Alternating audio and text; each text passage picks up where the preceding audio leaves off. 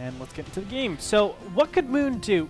This is a style that we've seen a lot of times, at least I've seen it in the past, where Zergs or any race plays a little bit more abusive than they should be playing. So what Moon is actually doing is saying, okay, theoretically it's incorrect for Hellions to actually be pushing forward. There could be, and you have no indication of knowing, there could be any set of Zerglings, whether it be, you know, a mass Zergling all-in, which could really punish you if you lose all your Hellions. All of a sudden, Zergling Baneling at the 8-minute mark, you're completely screwed. So that's not a good position that you want to be in. But there's also different positions where it could just be light amount of Zerglings, and now it's just an efficient trade because your Hellions die. They don't really get that many kills. So Kawaii has no indication of knowing that that's going to happen. Pushing in there is theoretically incorrect, so what Moon is saying is, I'm going to take advantage of it. The fact that it's theoretically incorrect, I'm not even going to make Zerglings at all, committed to drones, and play a little bit abusive.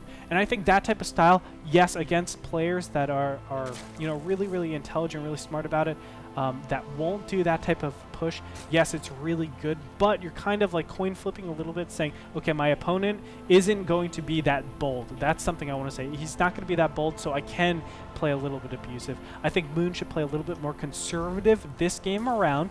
He should make those Zerglings in that early game stage, make sure that he's safe against all of those little things that Terran could do, and he will get into that mid-game pretty nicely. Because remember, he was behind a lot, and he was still able to do a lot of counter-attacking moves. He was able to do a lot of aggression that normally you wouldn't think is possible, but Moon just has such strong mechanics and great decision-making.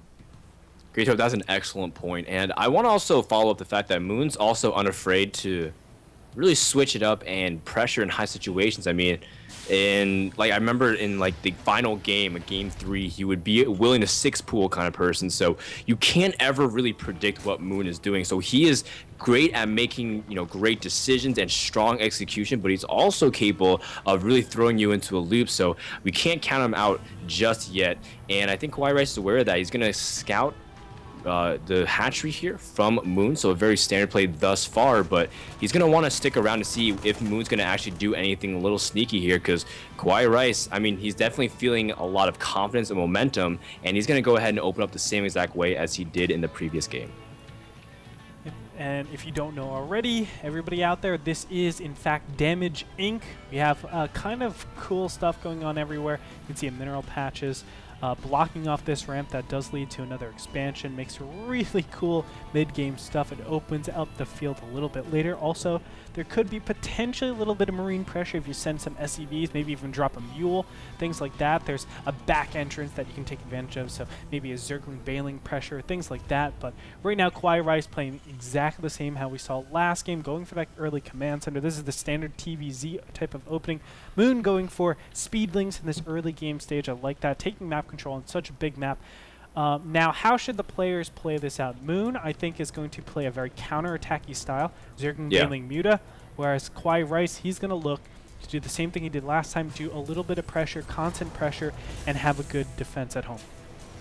You know, and it's interesting on this map specifically because there seems to be, you know, a little bit more dead airspace on the top and the southern regions. So you're able to really maneuver around a lot of air units, and you can utilize that to your advantage. So I'm looking to see how both players will capitalize on this terrain just around the map. And especially just because Kawaii loves flying those medevacs around, but you can see that ultimately Moon really wants to invest in those muralists, really wants to be able to capitalize and go for those counterattacks, so I can definitely get on board with that. We do see that Kawaii is actually going for a fast stim, so very standard as well. And we do see that Kawaii is starting to poke out here, but this time Moon's prepared. He's got a spine crawler ready, and I don't think Kawaii will be able to do the same amount of drone damage he did last time.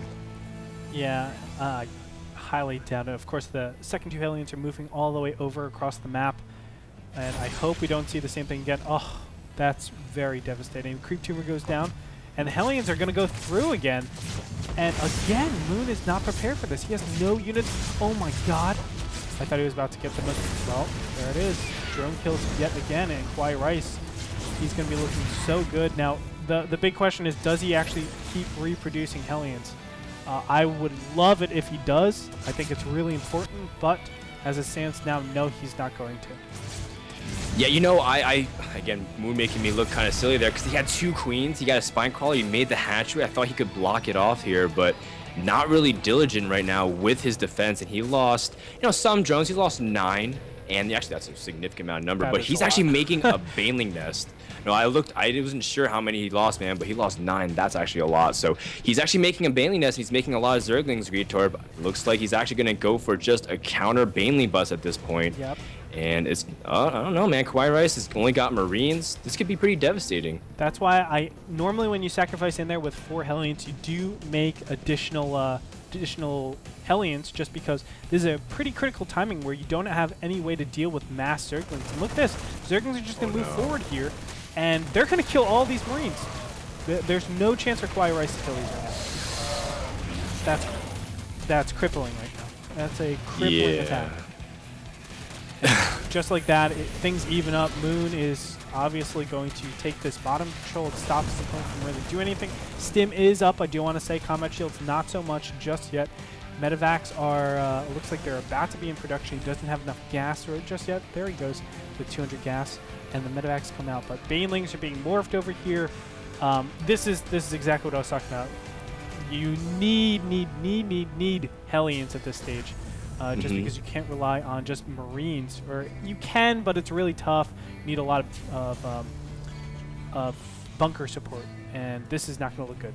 Yeah, I mean, you're absolutely correct. Those Hellions would be really easy to kite behind there. Kawaii Rice, oh, he lets the Zerglings up the ramp, and now the Banelings can actually do incredible damage. Kawaii Rice is actually in a lot of trouble here. Moon with a great penetration, and Kawaii Rice calls good game before he lets the Banelings go off.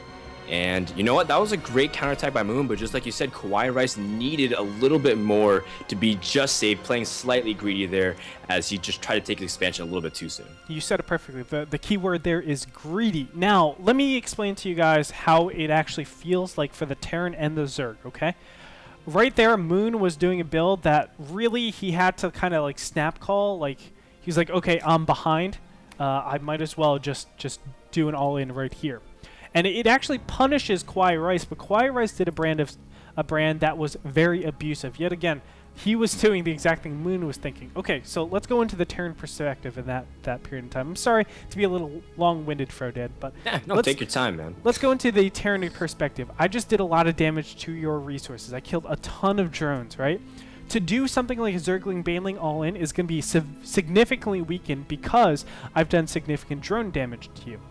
That means that the Zergling Baneling is either going to come 9 drones later, which is just about almost a production cycle of an inject larva, or it's going to come at a weakened economy, meaning less Zerglings, less Banelings. So what Kawaii Rice is thinking is, okay, well, you shouldn't be doing Zergling Banelings, or it's going to come a lot later. So he's either preparing for the Zergling Baneling to come about 30 seconds to a minute later, or he's expecting his opponent to do some sort of weakened Zergling Baneling. Now, Terran, they can easily go for something like Hellions, which would hard counter both of them. So he's saying, okay, going Zergling Baneling all in would theoretically be incorrect, just because the set of builds that I can do can easily hard counter. I'm not even going to prepare for that, and I think that's the mindset Kawaii Rice was in. He was like, oh, Zergling Banelings aren't even an option for my opponent because they're so weak. I'm not going to prepare for that. I'm just going to go for my regular Marines and Medivacs, kind of cross my fingers my opponent isn't doing that, and then I'll be able to take continued map control, deny that third base, do a lot of pressure with drops, and then he can further his advantage a little bit later on. Again, it's a little bit more abusive, and he did pay for it, but that is a little bit of the Terran mindset, Frodan. Take it off.